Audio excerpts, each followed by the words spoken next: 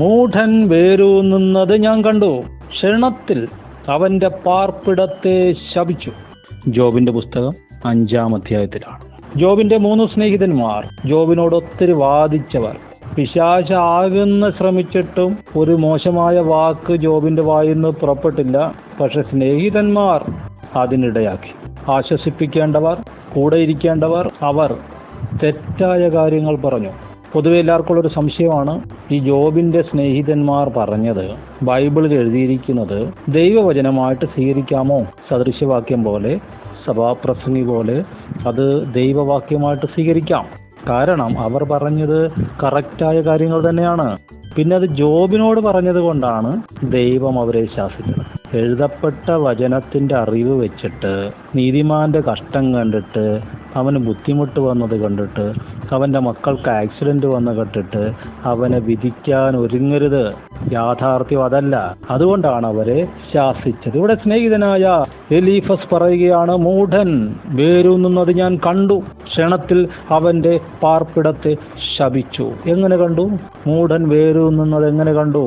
ഇന്ത്യയിൽ താമസിക്കുന്ന ഒരാൾ, പ്രാർത്ഥിക്കുന്ന ഒരാൾ, അവൻ്റെ കണ്ണ് ദൈവം തുറക്കും. നമ്മൾ നോക്കുമ്പോൾ അവൻ അവൻ്റെ വീടും അവൻ്റെ പരിസരങ്ങളിൽ മാത്രമേ നടക്കുന്നുള്ളൂ. പക്ഷേ അവൻ ആത്മമണ്ഡലത്തിൽ നടക്കുന്നു. അതുകൊണ്ട് വെള്ളോട്ടിന് സദൃശ്യമായ കാലും അഗ്നിജാലിക്കത്തെ കണ്ണുമുള്ളവൻ പറയുന്നു, ജയിക്കുന്നവന് ജാതികളുടെ മേൽ അധികാരം കൊടുക്കും. ഇരുമ്പ് പോലുകൊണ്ട്, മൺകുടത്തെ ഇരുമ്പ് പോലുകൊണ്ട് പൊട്ടിച്ച് എങ്ങനെയാണ് അതുപോലെ നീ അവരെ തകർക്കുമെന്ന്. സഭയ്ക്ക് പീഡനം നടക്കുന്നത് അറിയണം, വിശുദ്ധന്മാർ കഷ്ടപ്പെടുന്നത് അറിയണം, അധികാരങ്ങൾ അവർക്കെതിരെ വാളെടുക്കുന്നത്, തോക്കെടുക്കുന്നത്, പേനയെടുക്കുന്നത്, വിരോധ രേഖകൾ എഴുതുന്നത് ആത്മീയൻ അറിയണം. എന്നിട്ട് മൂഢന്റെ പ്രവൃത്തിയെ ശാസിക്കണം. ക്ഷണത്തിൽ അവന്റെ പാർപ്പിടത്തെ ശപിച്ചു. അതുകൊണ്ട് ഇപ്പോൾ സ്വർഗത്തിൽ വാഴ്ചകൾക്കും അധികാരങ്ങൾക്കും ദൈവത്തിന്റെ ബഹുമിതമായ ജ്ഞാനം അവൻ തന്റെ അനാദി നിർണയപ്രകാരം സഭ മുഖാന്തരം അറിയിച്ചു കൊടുക്കുകയാണ്. വാഴ്ചകളും അധികാരങ്ങളും ഒക്കെ ഞെട്ടുകയാണ്. കാരണം ഇവിടെ 3-4 വിശുദ്ധന്മാർ ഒന്നിച്ചുകൂടി ആത്മാവിൽ ആരാധിക്കുമ്പോൾ ആത്മമണ്ഡലത്തിൽ ചലനങ്ങൾ നടക്കുന്നു, സിംഹാസനങ്ങൾ കുലുങ്ങുന്നു. ബൈബിള് പറയുന്നു, വിചാരണ ചെയ്യാതെ അവൻ ഭരണാധിപന്മാരെ മാറ്റുന്നു. ഇലക്ഷനൊന്നും വേണ്ട, സുപ്രീം കോടതിയുടെ ഉത്തരവും വേണ്ട. വിചാരണ ചെയ്യാതെ അവൻ ബലശാലികളെ നീക്കിക്കളയുന്നു, അവർക്ക് പകരം വേറെ ആളുകളെ നിയമിക്കുന്നു. തൊട്ട് നോക്കുക, പോർത്തിട്ടമെന്നോർത്തുകൊള്ളുക. മനുഷ്യനെ ഉണ്ടാക്കി ദൈവം പറഞ്ഞു, നമ്മുടെ സ്വരൂപത്തിൽ അവനെ ഉണ്ടാക്കാം. കാരണം ആകാശത്തിലെ പറവകളെയും സമുദ്രത്തിലെ മത്സ്യങ്ങളെയും ഭൂമിയിലെ മൃഗങ്ങളെയും ഇഴയുന്ന സകല ഇഴജാതിയെയും വാഴേണ്ടതിന് ഇവനെ നമുക്കുണ്ടാക്കാം. അനുഗ്രഹിച്ചൊരു കൽപ്പനയാണ് കൊടുക്കുന്നത്, മനുഷ്യ നീ ഇവയെ വാഴണം. വാണില്ലെങ്കിൽ എന്തു പറ്റും? വാണില്ലെങ്കിൽ വീഴും. വാണില്ലെങ്കിൽ വീഴും. ആദാം വീണു, വാണില്ലാതെ കാരണം വീണു. പക്ഷെ പേടിക്കണ്ട, സങ്കീർത്തനം 114 പറയുന്നു, വീഴുന്നവരെ ഒക്കെയും യഹോവ താങ്ങുന്നു, കുരിഞ്ഞിരിക്കുന്നവരെ ഒക്കെയും അവൻ നിവർത്തുന്നു. തക്ക തുണയാ കൊടുത്തിരിക്കുന്നത്. നമ്മൾ വിചാരിക്കും തക്ക തുണയെ കൊടുത്തിട്ട് പുള്ളിക്കാർ തന്നെ ഇങ്ങനൊരു അവസരം ഉണ്ടാക്കില്ലെന്നോ. ദൈവത്തിന്റെ ബഹുവിധമായ ജ്ഞാനം നമുക്ക് മനസ്സിലാക്കില്ല. പുള്ളിക്കാരൻ നിരാശപ്പെട്ട് ഇങ്ങനെ തലകുനിച്ചിരുന്നപ്പോൾ പുള്ളിക്കാരി വന്നിട്ട് പറഞ്ഞു, പോയത് പോയി, ദൈവം എന്തേ നോക്കിക്കേ, നമുക്ക് തോൽ കൊണ്ട് ഉടുപ്പുണ്ടാക്കി തന്നിട്ടുണ്ട്. ഏതും തൊട്ടിൽ നിന്ന് പുറത്തായെങ്കിൽ എന്താ, പുറത്ത് പോയി വേല ചെയ്യാൻ പറഞ്ഞല്ലോ, നമുക്ക് വേല ചെയ്യാം. ആദ്യത്തെ കഷ്ടപ്പാട് കഴിഞ്ഞു, മക്കൾ ജനിച്ചു, ആരാധനയിൽ ഒരു മകൻ ജയിക്കുന്നു. പക്ഷെ ജയിച്ച മകൻ മറ്റേ മകനാൽ കൊല്ലപ്പെടുന്നു. ആദാമും ഹവ്വയും നിരാശപ്പെടുന്നില്ല. പിന്നെ അവർക്ക് ശേത്ത് ജനിക്കുന്നു, ശേത്തിൽ നിന്ന് ഏനോശ് ജനിക്കുന്നു. ഏനോശിന്റെ കാലത്ത് യഹോവയുടെ നാമത്തിലുള്ള ആരാധന തുടങ്ങുന്നു. ആരാധന തുടങ്ങിക്കഴിഞ്ഞപ്പോൾ സ്ഥിതി മാറി. എവിടെയാണോ നഷ്ടപ്പെട്ടത് അത് തിരിച്ചു പിടിക്കാനൊരു വാതിൽ തുറന്നു. അതുകൊണ്ടാണല്ലോ എല്ലാ പരീക്ഷയും ജയിച്ചപ്പോൾ സാത്താൻ വന്നിട്ട് അവസാനം പറയുന്നത്, എന്നെ ഒന്ന് മുട്ടുകുത്ത്, നിനക്ക് എല്ലാം തരാം. എടാ, എല്ലാം എനിക്ക് വേണ്ടെന്ന്, എനിക്കിത് മതി, എനിക്കിത് മതിയെന്ന്, ദൈവത്തെ മതിയെന്ന്. സമാധാനത്തിൻ്റെ ദൈവം സാത്താന് നിന്റെ കാൽ കീഴെ ചതച്ച് കളയും. എടാ, നീ എൻ്റെ കാൽ കീഴെ ചതയാനുള്ളവനാ, പിന്നെ നീ എനിക്ക് എന്തെങ്കിലും തരുന്നതിനാ. ഹല്ലേലൂയ. ആരാധന, ആത്മാവിലും സത്യത്തിലുമുള്ള ആരാധന അധികാരത്തെ കൊണ്ടുവരുന്നു. അതുകൊണ്ടാണ് വെളിപ്പാട് പുസ്തകത്തിൽ എഴുതുന്ന സഭകളോട് ആരാധനയ്ക്ക് വിരോധമായി വെളിപ്പെടുന്ന സാധനങ്ങൾ സഭയിൽ കാണുന്നു. ചിലർ നീ അനുവദിക്കുന്നു, ചിലതിന് അനുവാദം കൊടുക്കുന്നു, ചിലരോട് കൂട്ടുകൂടുന്നു, തെറ്റായ ഉപദേശങ്ങൾ സ്വീകരിക്കുന്നു. ആത്മസാന്നിധ്യം നഷ്ടപ്പെടുന്നില്ലേ? അവിടെ നഷ്ടപ്പെടുന്ന അധികാരമാണ്. തിരിച്ചു പിടിക്കണം. തിരിച്ചു പിടിച്ചാലോ വാഴാം, അല്ലെങ്കിലോ വീഴാം. നെബൂഖദ്നേസർ രാജാവ് അതിശക്തനായ രാജാവ്, വലിയ പദവിയിലിരുന്നു. ദൈവം അവനോട് സംസാരിച്ചു, അവനെ മാനിച്ചു.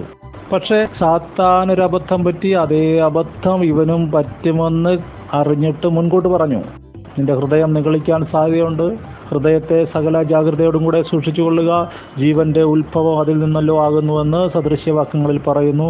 ഉയർച്ച വരുമ്പോൾ, പ്രമോഷൻ വരുമ്പോൾ, ധനം വരുമ്പോൾ ഉപവാസം കൂട്ടിക്കൊള്ളുക, പ്രാർത്ഥന കൂട്ടിക്കൊള്ളുക. അങ്ങോട്ടും ഇങ്ങോട്ടും ടൂർ പോകാനും ഓടാനും തോന്നരുത്, കാലടക്കി വയ്ക്കുക സഭയോടുകൂടെ. ഇപ്പോൾ നമുക്ക് ക്രിസ്ത്യൻ ചാനലുകളിൽ ഉപവാസ പ്രാർത്ഥന നടക്കുന്നുണ്ട്, അവരുടെ കൂടെ പോകാൻ അവിടെ പറ്റിയില്ലെങ്കിൽ TV-യിൽ അവരുടെ കൂടെ ഉപവസിക്കുക. കൂട്ടായ്മ കിട്ടും. അധികാരം നഷ്ടപ്പെടരുത്, ഹൃദയം വഴിവിട്ടു പോകരുത്, സാത്താൻ ഇടം കൊടുക്കരുത്. ഈ മനുഷ്യന് മുൻകൂർ പറഞ്ഞെങ്കിലും അവൻ്റെ ഹൃദയത്തിലുള്ളത് അവൻ്റെ വായിലൂടെ ഒരിക്കൽ അബദ്ധം പുറപ്പെട്ടു.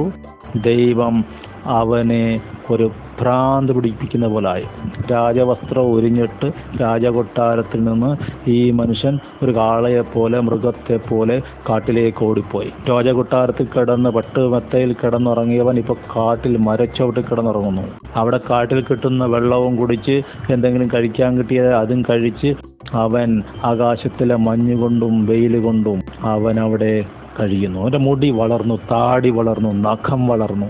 7 കാലം കഴിഞ്ഞപ്പോൾ സുബോധം വന്നു. സുബോധം വന്നത് ഇതാണ്: ഭൂമിയിലെ സകല മനുഷ്യ അധികാരങ്ങളെ യഹോവ വാഴുന്നു.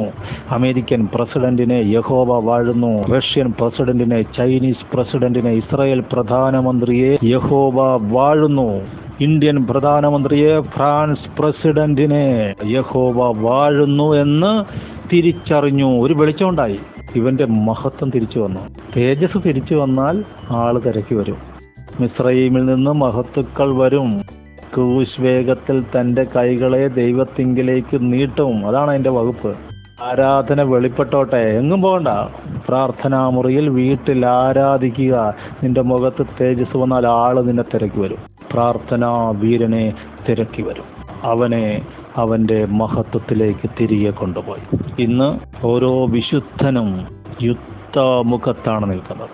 നമ്മളിപ്പോൾ സേഫാണ്, നമ്മൾ സേഫ് സോണിലാണ്, നമുക്ക് എൻജോയ് ചെയ്യാം, തിന്നാം, കുടിക്കാം, നൃത്തം ചെയ്യാം എന്ന് പറയരുത്. സഹോദരങ്ങൾ കഷ്ടപ്പെടുന്നത് കണ്ടിട്ട് കേട്ടിട്ട് അതിന് കാരണക്കാരായവരെ പ്രാർത്ഥനാ മുറിയിൽ വിചാരണ ചെയ്യണം. അധികാരം ദൈവം തന്നിട്ടുണ്ട്. സുബോധം വരുത്തണം. എൻ്റെ അഭിഷിക്തന്മാരെ തൊടരുത്, എൻ്റെ പ്രവാചകന്മാർക്കൊരു ദോഷവും ചെയ്യരുതെന്ന് കൽപ്പിക്കണം. കൽപ്പിച്ചിട്ട് അവർ ചെയ്തില്ലെങ്കിലോ പിന്നീട് റിസൾട്ട് നോക്കിയാൽ മതി. കർത്താവ് നിർണയിച്ചിരിക്കുന്നു, അത് ദുർബലമാക്കുന്നവനാർ. കർത്താവ് കരം നീട്ടിയിരിക്കുന്നു, അത് മടക്കാവുന്നവനാർ. സങ്കീർത്തനങ്ങൾ പറയുന്നു, എൻ്റെ ബാല്യം മുതൽ അവർ എന്നെ ഉപദ്രവിച്ചു, എൻ്റെ ബാല്യം മുതൽ അവർ എന്നെ ഉപദ്രവിച്ചു. ശരിയല്ലേ? മോശയെ നോക്കി, ബാല്യം മുതൽ ഉപദ്രവം സഹിച്ച മനുഷ്യനാണ്. പക്ഷേ ഓർത്തുകൊള്ളുക, ഉപദ്രവം നിങ്ങളെ ഫോളോ ചെയ്യുന്നെങ്കിൽ ഓർത്തോണം, ശത്രു നിങ്ങളെ ടാർഗറ്റ് ചെയ്യുന്നുണ്ടെങ്കിൽ ഓർത്തോണം, സ്വന്തം വീട്ടുകാരും കൂട്ടുകാരും തന്നെ നിങ്ങളെ ഒതുക്കുന്നെങ്കിൽ ഓർത്തോണം. എന്തോ പ്രത്യേകത നിങ്ങളിലുണ്ടല്ലോ. അത് വേറൊന്നുമല്ല, അത് ഡിവൈൻ കോളാണ്. വിശുദ്ധ വിളി കൊണ്ട് നിങ്ങളെ വിളിച്ചിരിക്കുകയാണ്, മാർക്ക് ചെയ്തിരിക്കുകയാണ്. അതുകൊണ്ട് നിങ്ങൾ വീണാലും ദൈവം താങ്ങും. എന്തിനു വേണ്ടിയാ? ഈ സിംഹാസനം നിനക്ക് തരുന്നത് കൃപയാലാണെന്ന് മനസ്സിലാക്കാൻ വേണ്ടിയാണ്. അതുകൊണ്ട് യെശയ്യാവിന്റെ പുസ്തകത്തിൽ പറയുന്നത്, കൃപയാൽ സിംഹാസനം സ്ഥിരമായി വരും. നിന്നോട് എതിർക്കുന്ന ചില ആൾക്കാരുണ്ട്. അത് അന്യജാതിക്കാരല്ല, സ്വജാതിക്കാർ തന്നെയാണ്. നമ്മുടെ ഭാഷ പറഞ്ഞ സമുദായസ്ഥരാണ്. അവർ നിന്റെ നിഴലിൽ കഴിഞ്ഞോട്ടെ. നിന്നോട് അവർ തെറ്റ് ചെയ്തെങ്കിൽ നീ അത് കണക്കിടണ്ട. ഇപ്പോഴവരുടെ പ്രശ്നത്തിൽ, ബുദ്ധിമുട്ടുകളിൽ നീ അവർക്കൊരു തണലാക്കുക. നട്ടുച്ചയ്ക്ക് നിഴലിനെ രാത്രിയെ പോലാക്കുക. അവർ നിന്റെ നിഴലിൽ നിന്നോട്ടെ. അർഹതയില്ലാത്തൊരു ഗ്രേസ് അവർ കൊടുക്കുക, കൃപ കാണിക്കുക. കാരണം നിന്റെ സിംഹാസനം കൃപയാലാണ് സ്ഥിരമായി വരുന്നത്. തിമോത്തിയോസിൻ്റെ പുസ്തകത്തിലേക്ക് വരുമ്പോൾ നമ്മൾ കാണുന്നു എങ്ങനെയാണ് പ്രായോഗിക ജീവിതത്തിൽ ഒരു വിശ്വാസിക്ക്, ഒരു വീട്ടമ്മയ്ക്ക്, ഒരു അച്ചായന്, ഒരു അപ്പച്ചന്, ഒരു അമ്മച്ചിക്ക്, ഒരു കുഞ്ഞുമോന് കർത്താവിൻ്റെ വേലയിൽ പങ്കാളിയാകാൻ കഴിയുന്നത്.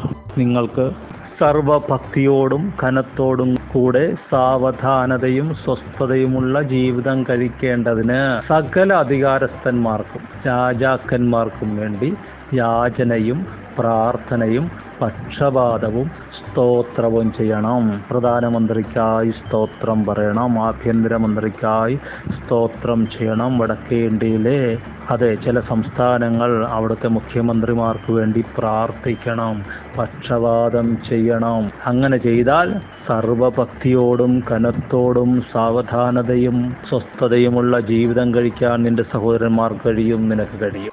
ഇത് ദൈവത്തിന് പ്രസാദമാണ്. എന്തുകൊണ്ട്? നീ ദൈവത്തിൻ്റെ അധികാരത്തെ തിരിച്ചറിയുന്നു. വാഴുന്നത് സ്വർഗമാണെന്ന് ഗ്രഹിക്കുന്നവനാണ് ഇത് പ്രാർത്ഥിക്കാൻ കഴിയുന്നത്. അല്ലാത്തവൻ ജഡപ്രകാരം പോരാടാൻ പോകും. അവൻ പീഡിപ്പിക്കുന്നവരുമായിട്ട് കോംപ്രമൈസ് ചെയ്യാനുള്ള വഴി നോക്കും. നിയമപരമായ നടപടികൾക്ക് പോകാമെന്ന് ആലോചിക്കും. പരിശുദ്ധാത്മാവ് പറയണമെങ്കിൽ നിയമപരമായ നടപടികൾക്ക് പോയിക്കൊള്ളുക. പക്ഷേ കോംപ്രമൈസ് ചെയ്യുക എന്ന് പറഞ്ഞാൽ എത്ര നാൾ മുന്നോട്ട് പോകും? കോംപ്രമൈസ് ചെയ്ത് ഇവിടെ സുഖമായിട്ട് ജീവിക്കാം കുറച്ച് നാൾ, പക്ഷേ പർപ്പസിൽ നമ്മൾ വെളിയിൽ പോകും. ആലയം പണിയും നടക്കുകയില്ല, മതിൽ പണിയും നടക്കുകയില്ല. നെഹമ്യാവും കൂട്ടരും സെരുബാബേലും കൂട്ടരും ഒരിക്കലും മതിൽ പണിയിലും ആലയം പണിയിലും ജാതികളുമായി കോംപ്രമൈസ് ചെയ്തില്ല. സ്നേഹിക്കാം, പക്ഷേ ആലയം പണിയിലും മതിൽ പണിയിലും നിങ്ങൾക്ക് ഞങ്ങളുമായി കാര്യമൊന്നുമില്ല. അത് ദൈവത്തിൻ്റെ കൽപ്പന പ്രകാരം ഞങ്ങൾ ചെയ്തോളാം. ഇതിൽ വിട്ടുവീഴ്ച വന്നിട്ട് വചനത്തിലൊരു കോംപ്രമൈസ് ചെയ്തിട്ട് ഞങ്ങൾക്ക് നിങ്ങളുടെ സഹായം വേണ്ട. വാഴുന്നത് സ്വർഗമാണെന്ന് ഗ്രഹിച്ചാൽ പുല്ല് തിന്നുന്ന പരിപാടി നിർത്തിക്കും. നഖം വളർന്നതൊക്കെ വെട്ടും, മുടിയൊക്കെ വെട്ടും, നഗ്നത മാറ്റും, രാജവസ്ത്രം ധരിപ്പിക്കും, മഹത്തുക്കൾ തിരിച്ച് രാജകൊട്ടാരത്തിൽ കൊണ്ടുപോകും. നിനക്ക് വാഴാം. വീണുപോയവനായിരുന്നു, പക്ഷേ കൃപയാൽ സിംഹാസനം തന്നിരിക്കുന്നു. വാഴുക, ജനത്തിന് വേണ്ടി വാഴുക. യെരുശലേമിനെ സ്നേഹിക്കുന്നവർ സ്വൈര്യമായിരിക്കട്ടെ. ദൈവസഭയെ സപ്പോർട്ട് ചെയ്യുന്നവർ സ്വൈര്യമായിരിക്കട്ടെ. അനുഗ്രഹിക്കുന്നു, പ്രാർത്ഥിക്കുന്നു. ആമേൻ.